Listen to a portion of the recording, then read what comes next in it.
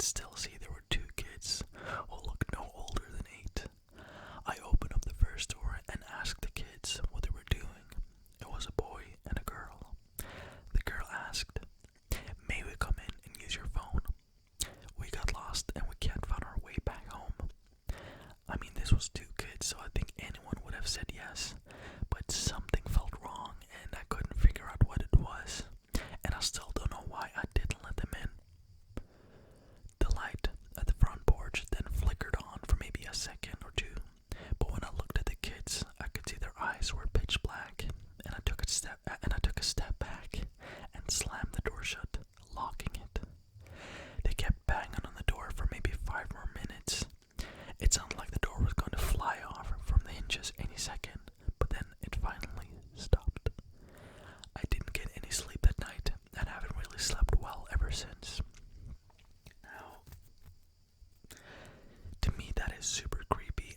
I actually haven't heard, I don't know if this is more of like an American conspiracy. If anyone of you guys from America have heard about this. I haven't heard about this happening in any other country.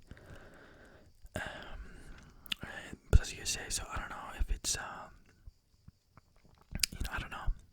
It could be a global thing, but I feel like a lot of weird conspiracies come from USA, which is not a diss. It's just like, you have Skinwalker Ranch there, you have a mass sightings of UFOs every year, and Bigfoot, you have, there's a lot of weird conspiracies and creatures and, stuff like that coming from there, so, I don't know. So, on to the next story. My little sister has the same imaginary friend as I did. I was told when I was younger I used to talk to ghosts. I'm not sure if this is true because I can't quite remember it, but I do remember being able to see and hear things until I was about 12. It all stopped when I was 13. I vaguely remember talking about an imaginary friend named Peter to my grandparents and my mom, but they remember it vividly because it used to freak them out. Recently, my little sisters and I were separated by the foster system. I was taken in by my paternal grandparents, and my little sisters were taken in by their maternal grandparents. So I don't know what this means. I'm sure you guys do though.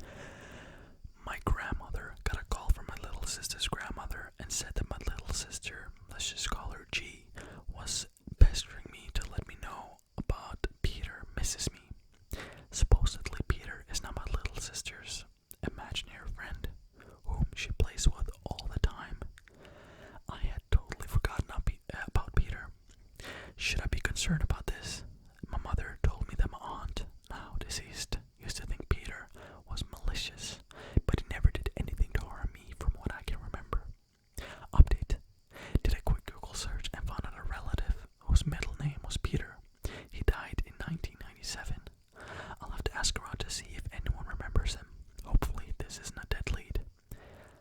I don't know. And these stories are pretty short today, but if you don't know what I do, I usually go, or always I go to Reddit, and then I choose the top stories this week. So I constantly bring in guys new content. It's not like I'm going like the top stories this year or this month. I always go this week. So it's always new stories that you guys are getting. So yeah, this was pretty high up on the list. So yeah, I can't sleep without hiding my ears. Hi, here's the thing. I grew up in a scary home, and I share this exact experience with a lot of people. When I was little, about 7 or 8, my father would tuck me in for bed early and then go downstairs to the computer or TV for a few hours. I would fall asleep with the door open behind me, and he would come in and give me a kiss goodnight in the cheek before going upstairs to his room. Now, this one night, I woke from the sound of my door opening slowly and my dad walking in. It was late at night and summer, where he often drank a beer or 2 before going to bed, so I was used to him being very clumsy or just slow while doing anything. I just waited there with my eyes closed, waiting for my cheek kiss as he walked towards me. He leaned a little bit and then he kissed me. Instead of feeling a kiss, I felt a cold, just really cold and breath-like air going through my cheek, ear, and neck.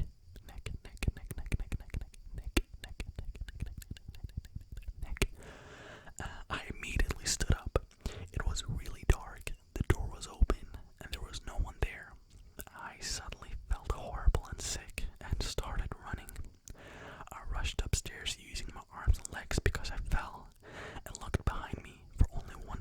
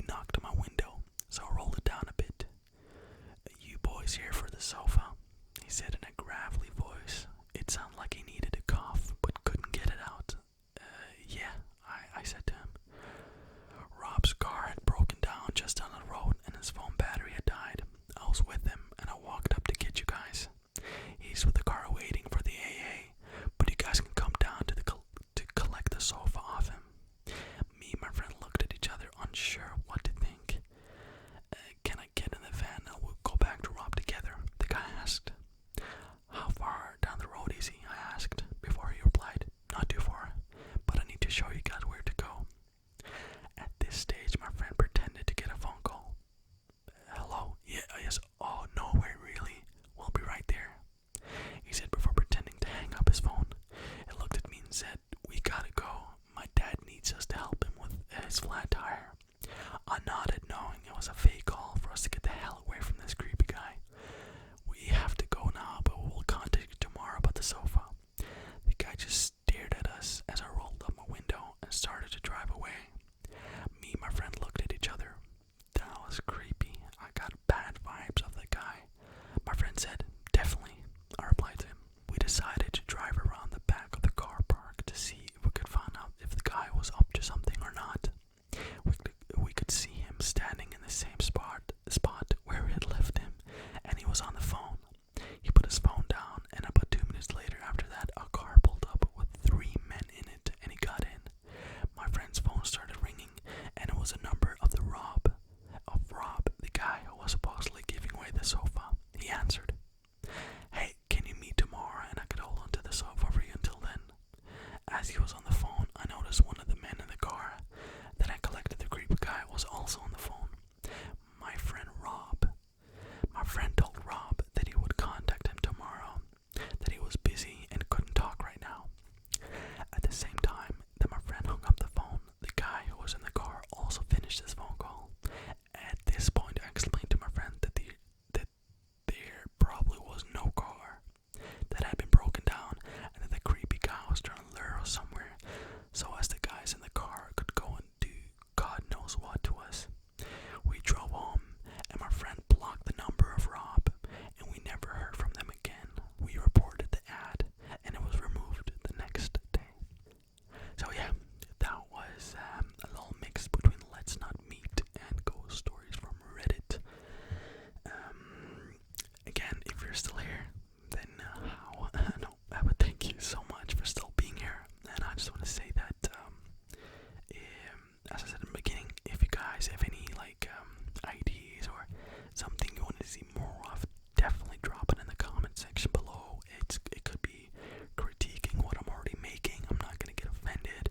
I'm always open to taking critique and become better.